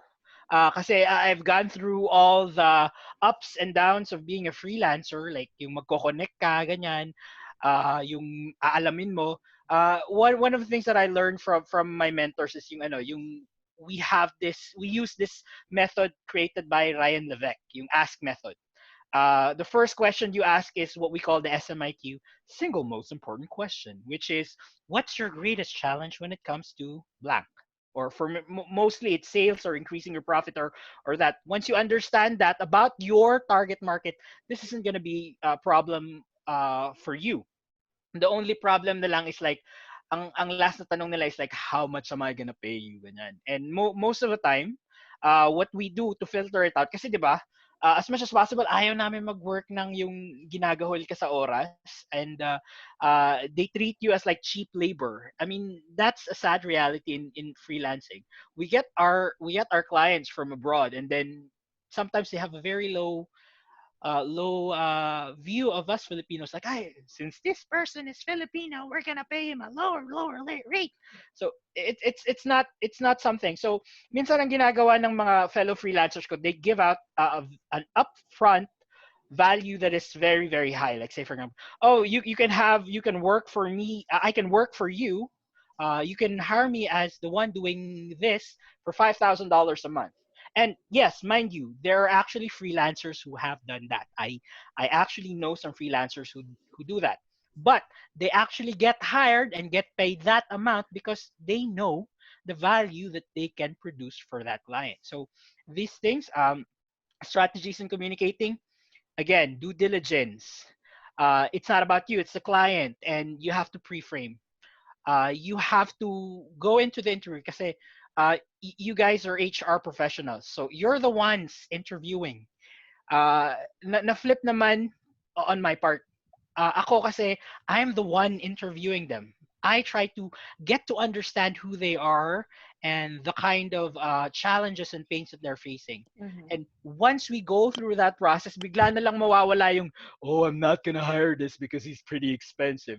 It's like they go to, oh, how will I get enough money so I can hire this guy? Ganun na yung nagiging viewpoint nila. Because you're there to give value. And for you to get the value that they're going to give you, you have to show that you're the value that they need. Ganun. So, yun yung communication. You ask questions. You ask their single most important question. You ask questions about their business, and then you make it sure na what you're doing is for you to help them grow their business through leads, sales, retentions, and all that. Uh, I guess that's probably one thing that Sir Boom will be tackling because you're an expert when it comes to sales. So you have to know kung ano yung questions about sales and all that. But it's basically you making them understand that you're the solution to their problem. Exactly. Yeah, that's the bottom line on this. Pero because may but the client would always say no. Yeah. but they need your product. Alam mo, kung sino man ang nagtanong nito. Ang final answer ko dyan, if they will say no, there will be ways to subvert that and turn that into a yes. Ganon. Pero pag ginawa mo na lahat, ayaw na nila, you have to move on because what we've been learning sa mga mentors namin is like you do not have the scarcity mindset. If one client does not like you, a prospect does not like you, there are others who need your help. And then minsan Some will, parang some won't. some will, So some what? won't. So what? You go along, you move Yeah. on. Ganon. Pero ang sa akin, tanungin mo rin kasi ask yourself then, why did they say no? Yeah. Because I have to know that rin po. yeah, you have to know why they said no. Do you have halitosis? I don't know. Diba? What? That made me laugh. No.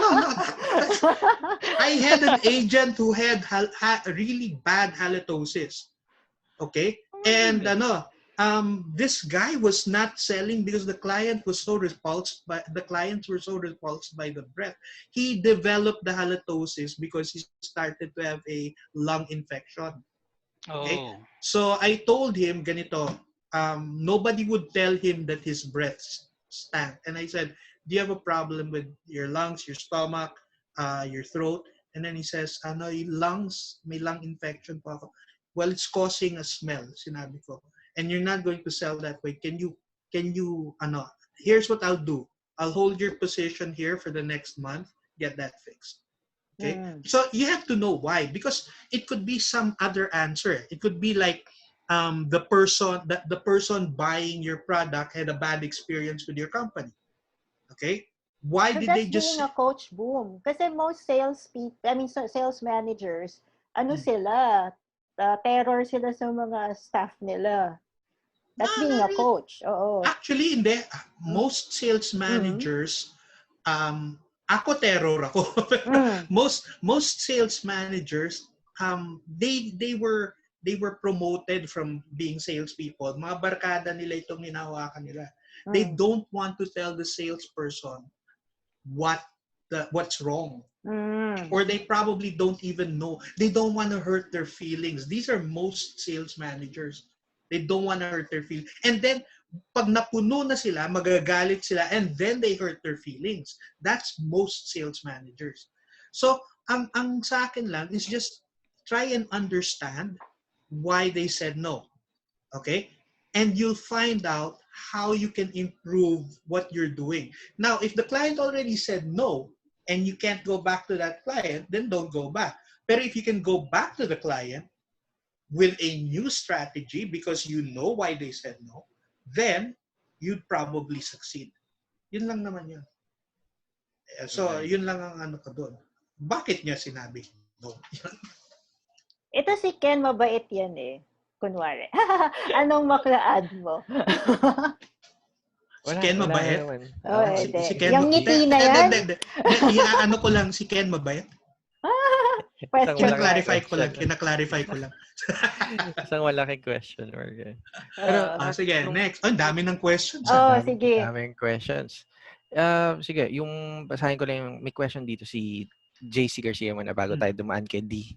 Nandiyan pa naman si D eh. Sa JC, how can the current situation be turned around in favor of job searches in the midst of the current pandemic?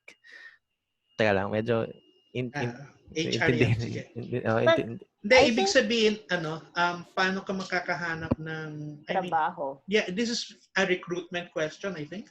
Yeah. No? Or searches, meaning you're looking for a job. If you're looking for a job, I think the same avenue still work, job street, stuff like that. If you're a searcher. Tama ba yan? Yeah, searcher. Searchy. What is a searchy? Job searching. If you're a job searchy, so you're the one searching for a job. So you're a searcher. HR. You're a searcher. Okay. I think si Nuke. Baka may sagot si Nuke. HR. Ako kasi iba yung sagot ko eh. Kasi you have hindi ang kasi we've been the mindset that we're promoting. Ako kasi I've gone through like not having a job, okay, being a consultant, etc. I think that if you can have a side gig, that would probably foolproof Freelancing. your income, Freelancing. your income, your sources of income at this period, okay? So, pero it's still the same tenacity, okay? Like, you should be also focusing, pero you should be focusing on quality more than quantity. Kumbaga, kung hindi naman talaga related sa skills mo, wag kang mag-submit ng resume. You have to get to know the job that's advertised on job portals and then see if your skills fit. Kasi pag hindi naman, hindi ka rin magiging successful. Kasi yung iba, click lang ng click, submit. Click, click, click. Okay? Tapos hindi tinitingnan yung details. Ikaw, no? At this moment, iniisip ko pa yung meaning ng question. So, ang tinatanong niya ay kung ano daw yung pwedeng mag-turn around ng situation para sa mga naghahanap ng trabaho. Yun ba yung Wala, kasi may COVID pa eh. Oo, actually, wala pa eh. Wala pa in the middle of the COVID eh. Maghihintay tayo hanggang matapos talaga ito. Kung merong available siguro na opportunity, well, it's okay for you to grab it if it really fits your skills. Pero ako, ang mindset ko kasi when it comes to applying and when I search for jobs, I don't look for a job that just because pandemic, wala akong trabaho ngayon, kailangan ko magkaroon ng immediate na kita. Siguro kailangan mo na alisin yung mindset na gano'n eh. Parang look for, if there's an opportunity, grab it only if you feel na, sige, after the pandemic, ito, pwede ko ituloy-tuloy ito, ganyan, no? So I think that's the best mindset for things to turn around for you because otherwise, ang mangyayari sa'yo bilang isang job searchee, ay maghanap ka ng trabaho, nakuha mo yung trabaho, hindi ka fit dun sa trabaho, or hindi ka happy sa trabaho, kahit fit ka naman sana skill-wise, later maghanap ka na naman ng panibago. So, It's I think also that's to, what you can do. it's also to break the cycle of job hopping. Kasi hindi natin alam kung ano yung reason niya kung ba't siya naghahanap ng trabaho, no? Pero like yung mga job hoppers, they go from one company to another, 'di ba? And then they're saying na they parang they don't have growth. In the first place, they should define what growth is personally, okay? Kasi is it money? Is it fulfillment? Or is it non-monetary? They have to define it for themselves. Kasi pag pumunta sila sa company A, okay, 2 to 3 months, sabihin nila, ay, ang boring dito. Okay. Punta na naman siya sa apply siya sa company B. O another 3 months come, resign siya, apply na naman. Pagdating ng pandemic na to, pangit na yung resume niya kasi may series siya of job hopping na. So, lalong hindi siya ma-employ. So, i-define niya muna kung ano yung gusto niya. For me, okay? That's why I'm saying it's focused on quality rather than quantity. Can I add up to that question po? Kasi this also touches on what we do as freelancers. Ang pagkakaintindi ko sa question na how can the current situation be turned around in favor of job searches in the midst of the current pandemic? Right now, we are actually improving our online culture. Rami nang gumagamit ng Zoom, ang rami na nakaka-go sa So ngayon. Yeah, right now they can watch us, diba? They can learn, ganon. So one thing that you can do while you're on your downtime is actually to use it to improve yourself and to learn something. Like, watch these videos, treat this as something to learn from. Ang raming nagbibigay ng online courses, minsan nililibre nila. Just recently yung Social Media Academy, a couple of weeks past or a month ago, we gave the course for free so that people can actually learn and then use their learning to get their clients. There's actually one person who got a client just by taking that free course. So that's a possibility that you can have in this current pandemic. Like, we all have these resources. We have to maximize them kasi in the end, pagbalik natin in the real world, kumbaga na wala na yung pandemic and all that, they would probably, one thing that the HR person might be asking is, okay, the pandemic is already over. What have you done during the pandemic that's useful.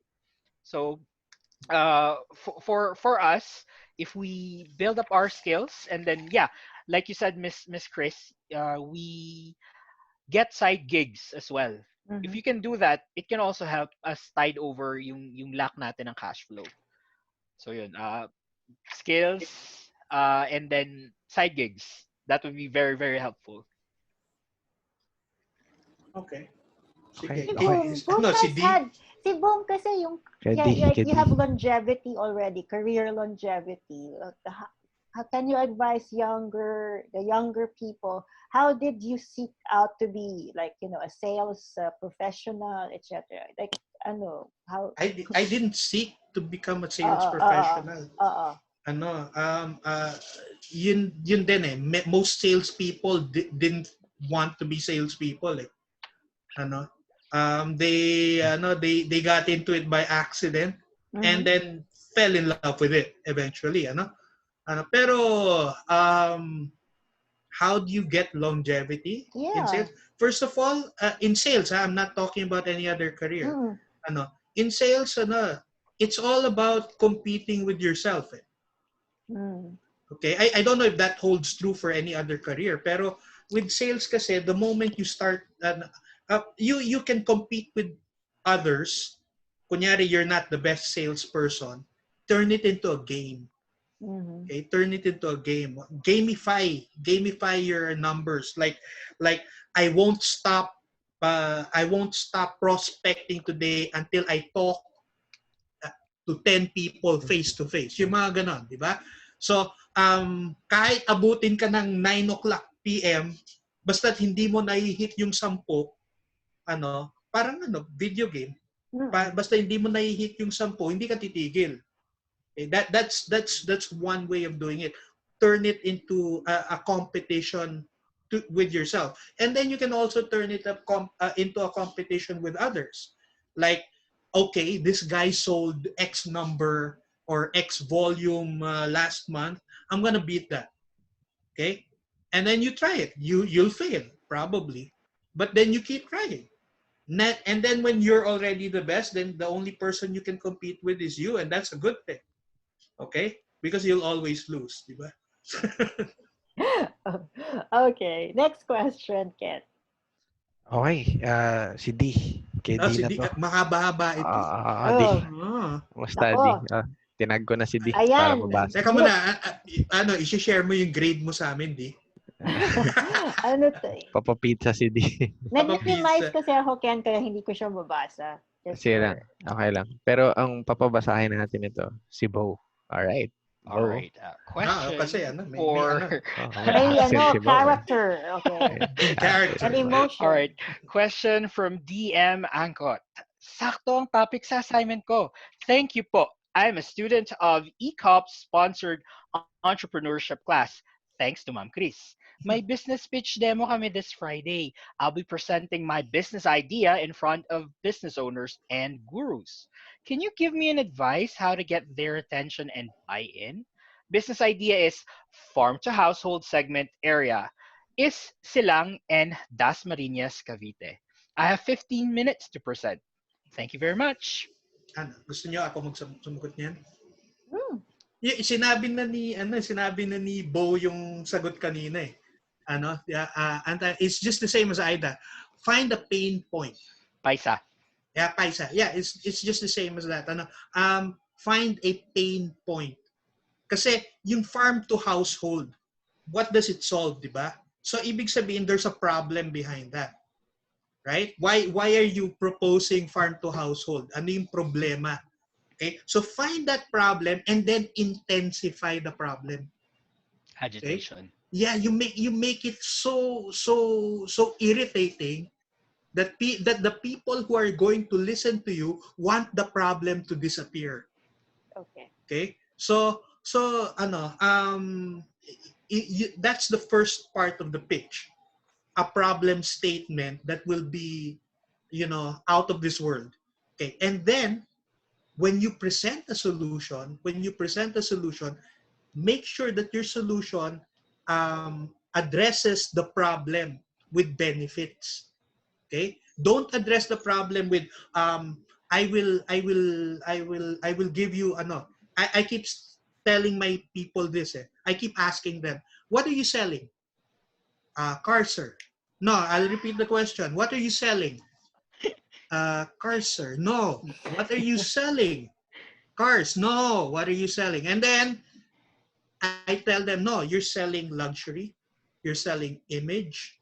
You're selling speed. You're selling durability, but you're not selling cars. Okay? Yeah. Ano? Their need. So, for you to present a benefit, remember, you're not selling farm to household. You're selling what farm to Convenience. household gives you. Okay? Yeah. First of all, cheaper products because it's farmed directly to the Yeah. household. So the product is cheaper. Secondly, fresher products. Okay? So what does cheaper and fresher product mean? More money for the person, an Better answer food. to COVID, an answer to the pandemic. It helps. Ano? So don't ever sell them the concept. Sell them the benefit of the concept. That's my ano. Can I know? Sure. Yeah. Because this is what I do as a copywriter. It's like make this kind of pitch, write it down so that people will know. So if I were to be the one to pitch that, ito sasabihin ko. Hi there. Right now in this COVID season, it's really hard to buy food. You need to get your quarantine pass to go to the market. And when you go to the market, you'll be facing people, and then there's a chance that you'll be getting the disease yourself kahit na nakamaskara ka. Ang hirap, di ba? Na-try mo na magpa-deliver dito pero kailangan mo pang maghintay ng ilang araw. Na-try mo nang pumunta sa talipapa kaya lang ang dami ring tao. Anong gagawin mo? Now, with our service, you can actually solve this in 1, 2, 3. Number 1, download the app. Number 2, place in your order. And number 3, wait in a couple of hours. And then you'll be getting your fresh vegetables and fruits from the farm. At hindi ka mahihirapan kasi 1, 2, 3 lang ang gagawin mo. All you have to do is click on the link to download the app. So, parang ganun. Okay. Nice demo. Okay, nakita nila. Pero teka, break muna tayo. Ken, can we we're just going to show some data on successful job applicants, okay? So this is sige. JobStreet. Okay, so ano ba yung hinahanap ng mga recruiters, and then what makes this applicant successful? Can you just pull up the slide and can you read that for me, Ken? Kasi I am actually having some system error here. Syempre, sige. Attitude and new age skills have overtaken experience as the top consideration for employers in hiring fresh graduates. So may scale dito from 1 to 7. Kita natin dito sa una is attitude or work ethic, 6.19. Communication skills is 5.96. Analytical thinking is 5.75. So yun yung mga naka-highlight dito, Chris. Yeah, And this attitude. is from JobStreet 2018 study of fresh graduate competencies. So they look, siguro ito, attitude is like if you come on time during the interview. Can I kasi I don't know how can you measure attitude? I think it should be behavior, shouldn't it be? That's behavioral, boom. I think it's like more of like, do you come on time? Your overall impression. Yeah, that's behavior, di ba? Coming in on time, getting dressed, being ready for the questions. That's behavior. That's not attitude. Yeah, but it's actually part of their survey. So yeah, I think it's just behavioral. Okay, and then they have this thing, siguro when they answer interviews, analytical thinking, maybe the problem solving. Yes, yung logic of the answers, diba? How they solve problems. Yeah. Yes.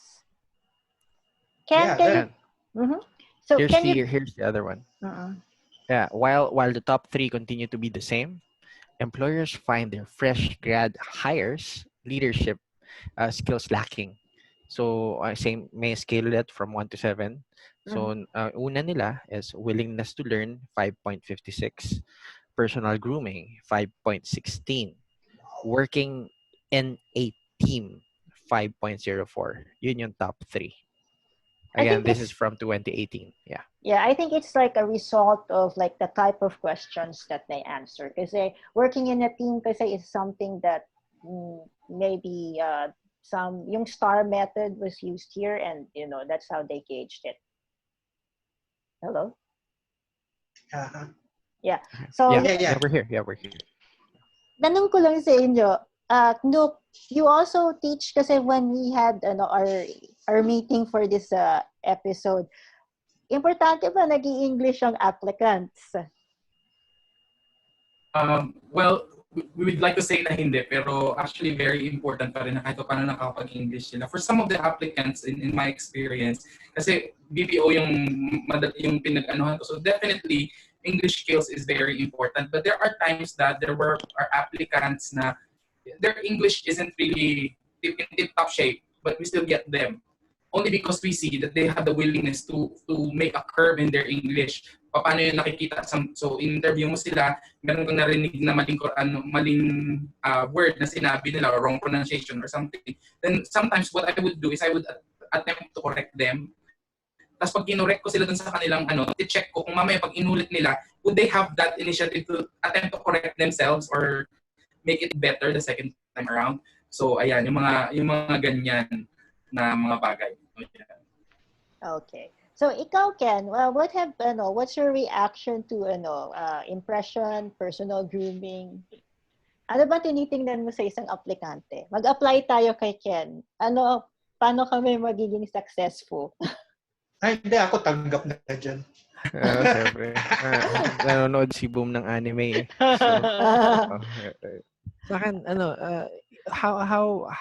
how people present their ideas. Kasi generally, ang daming factors to consider eh. I mean, how prepared, how yung intention nila to actually be part of this company. So ako, yun yung main na gusto ko talaga tingnan. Number 1, yung sa akin, overall looks. Kung chicks ka, syempre pasado ka na. No, tingnan mo ang alert dyan. Joke lang. Dagdag ka lang. Hindi sa akin pag gwapo. Pakakantayin mo? Hindi naman. Joke lang. Sa akin, overall, depende kasi sa open position eh. So I have to fit the role, the person to the position.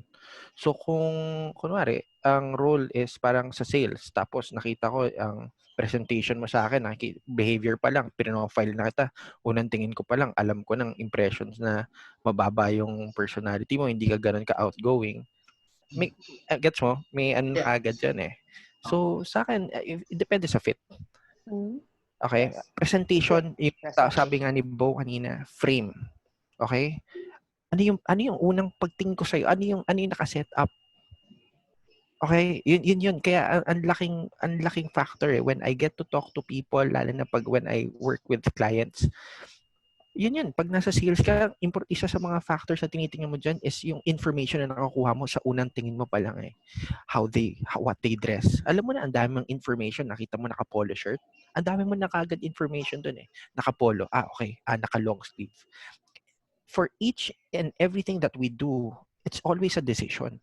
Pagkagising mo ng umaga, bago mo suotin yung suot mo ngayon, nag-decide ka eh.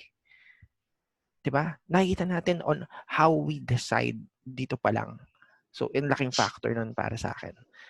Next, yun nga, how they present their ideas. Okay? Kaya yung mga questions ng mga veteranong nag-i-interview, ang lawak ng pwedeng sagot eh. Diba? Parang kahit simpleng tanong lang na parang, okay, how is it there in the Philippines right now? O kamusta dyan sa bahay mo? Sige nga, detalye mo sa akin pagkagising mo, ano una nakikita mo? Kahit ganun kasimpleng question lang, makikita mo na agad yung how people see their world, their reality, how they shape, how they convey their messages. And kung sa akin, pag nakita ko na marunong kang mag-convey ng message, I do think na madali ka rin i-hone maging leader. Why? Because when you get to a leadership position, ang laking importance sa communication na nako-communicate mo yung instructions clearly. Mag-asawa yan eh. Oo, Communication and leadership. So ang nangyayari is I've coached some mga iba managers. Nakita ko magaling sila eh. Pero when they give out instructions, it's based on their reality, not the reality of yung mga tao niya. So hindi siya maintindihan. So ngayon, palagi ang reklamo niya, palaging bakit gano'n? Hindi nila magawa yung pinapagawa ko. Kasi nung tiningnan namin, yung instruction niya kasi ang labo. 'Di ba? So, yun. Yun lang hanapin ko, yung how they present themselves, yung sa frame, and then yung how clearly they communicate their reality in their heads. Yun. Okay. And bonus na lang kung chicks yun. So, yeah. Eto na naman tayo. Paano kung chicks yung hair? Sabi ko na nga ba, nag-man-ban ka eh. Ano lang yan si Ken, sinasabi lang niya chicks, pero ano yan? Ano yan? Good Hi boy. Hi to my wife. Hi to my wife. Pero sinasabi lang niya. Sabi mo kung parang mahalaga ba yung nakakapag-English sila. Sa akin palagi ko, it's more of ano yung sinasabi nung kanilang sagot sa tanong mo rather than what language they're comfortable with using. Of course, most of the time, meron pa rin mga HR na pag English ka tapos salya yung grammar mo, i-judge ka nila dun eh. Kaya siguro, it's okay din naman na para to play on the safer side, use a language that you're comfortable in unless of course you're applying for a position English that is okay. requires you to speak in English. No? Paano kung Chinese? Chinese, Ni hao. ating recruiter, di ba? Why not? Go for it. Watching It Budong. will impress them, maybe it will make them see a different dimension of you, no? So, depende yun, syempre. Kung ano yung language na comfortable for both of you. The point of the matter is not what language you're using, but how the idea was passed on, ano yung sinabi mo dun sa iyong sagot sa katanungan. No? May nangyari kasi, sorry, ako na. Sorry. Well, I just comment kasi most of my students kasi are OFWs and they are stuck kasi I coach them in IELTS how to pass their interviews sa embassy. So most of them it's difficult for them to speak in English because they don't use it all the time. Ayun, so they're not comfortable. So just like in any other you have to use it because it has to be second nature. And when you're when you're attending an interview, answering questions, you have to be authentic kasi. Don't pretend that you're to be somebody that you're not. Kaya yung iba nag-i-English pa rin sila, hindi naman nag-i-English yung nagtatanong sa kanila, English pa rin ng English. Oo. That's also not connecting. Okay, or not yung sinasabi ni Boom na mimicking, well, syempre, you want to establish a connection with the interviewer. So you have to be more or less match him, di ba? Yun. Di ba? Kasi, yeah? Sige, Boom. Sorry. Sige, continue. Yun lang.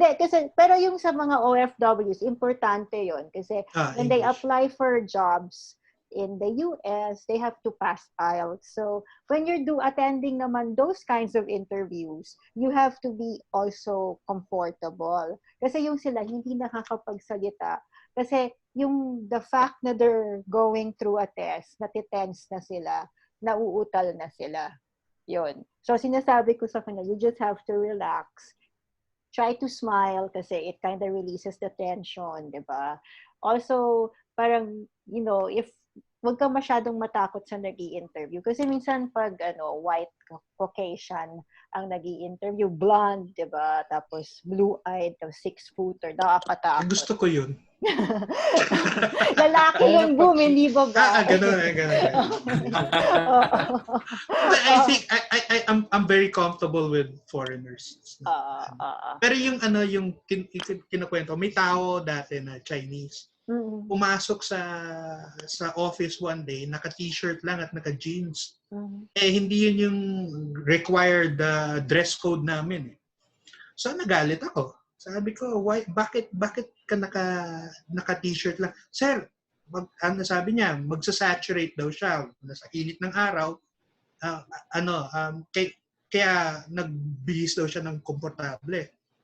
Nagalit ako. Sabi ko, I want an excuse letter on my desk tomorrow kung bakit hindi ka tamang dress code.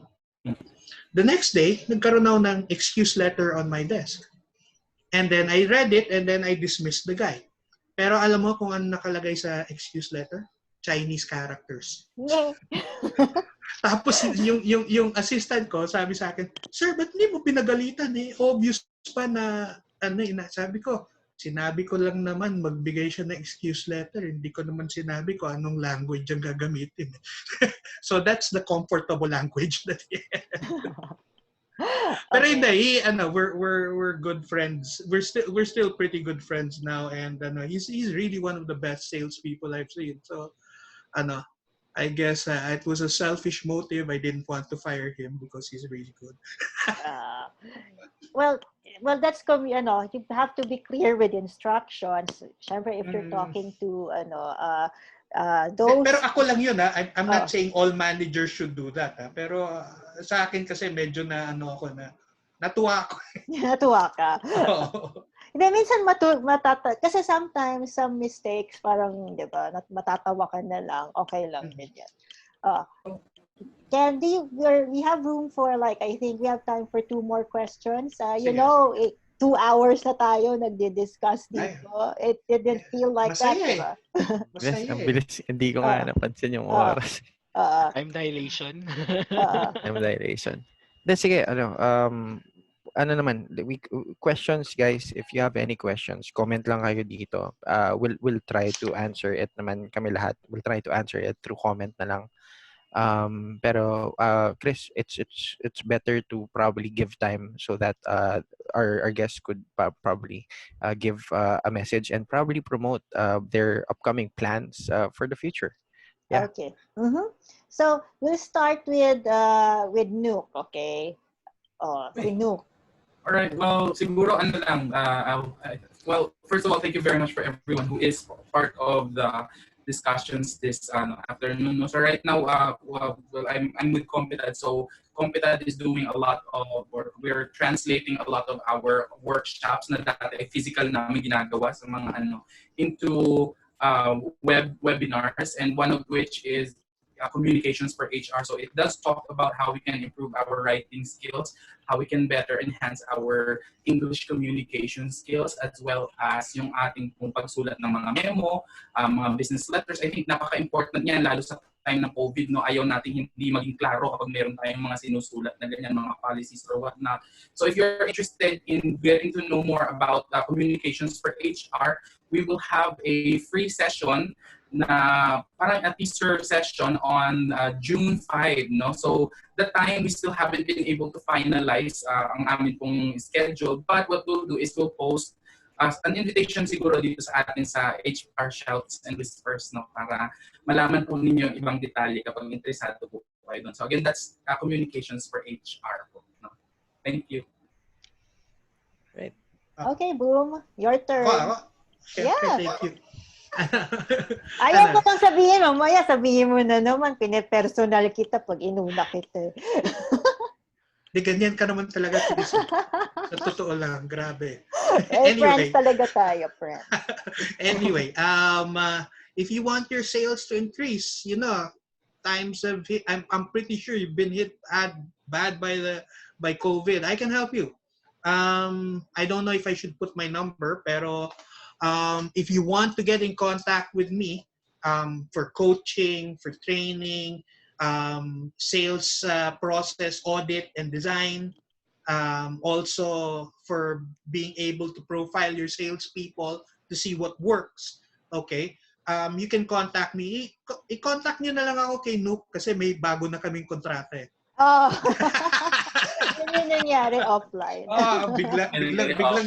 Biglang naging agency ko si Luke eh, di ba? Okay, so next? Next si Bo. All right. First of all, thank you so much for inviting me here. It's a pleasure and an honor to be part of the guests, even if I'm pretty far off from the field that I'm talking about here. So first of all, I'd like to invite our viewers and you guys as well to watch us at Social Media Academy. Every Tuesday at 8 p.m., we have our own FB Live / podcast called The SMA Show.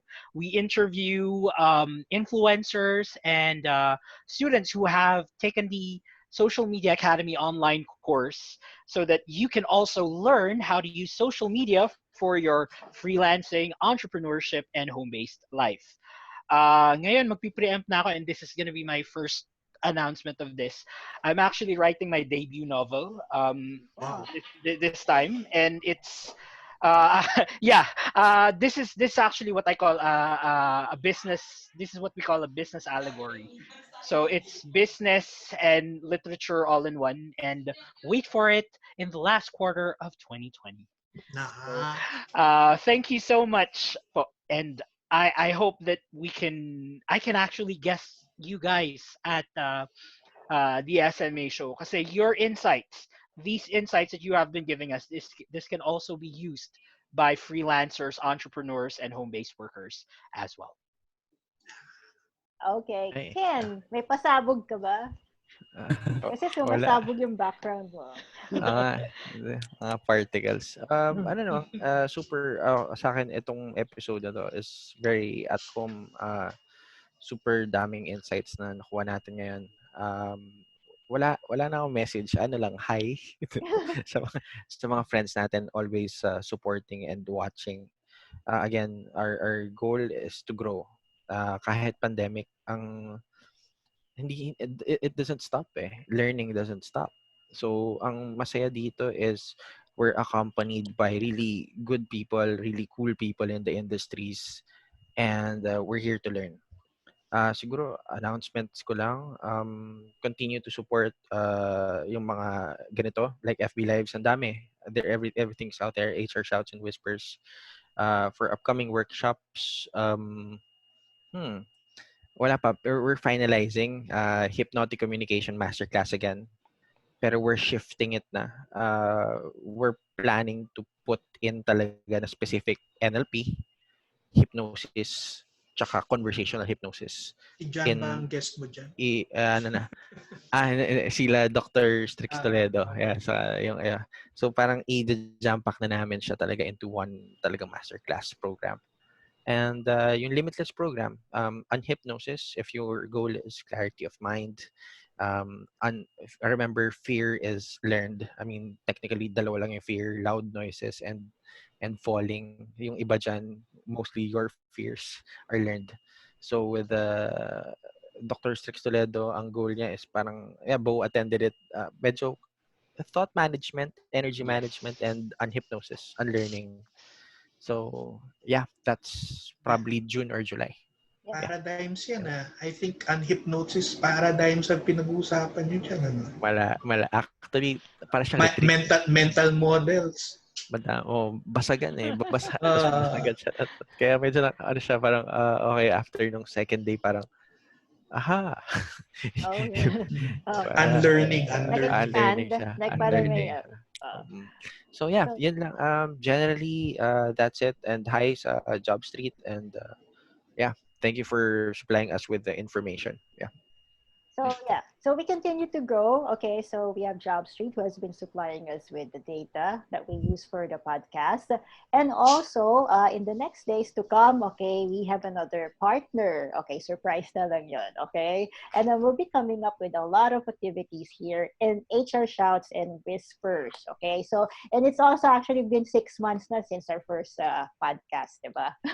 So this is our 31st podcast, and we've also grown to have like 3,000, I think 3,100 members, okay, as of today. Yon, so continue to support our webinars, our podcast, and thank you to our subject matter experts, our guests today. So thank you, Nuke. Thank you for having me. Okay. Thanks. Thank you for your second time here. Okay, and si Bo. Sana may third time. Thank you. Anime naman, It's Ken. an honor. Okay. So anyway, so let's call it a day. And thank you for sharing your time. It was like it was a very productive discussion. Okay. Bye-bye. Thank you po. Bye. Bye. Bye.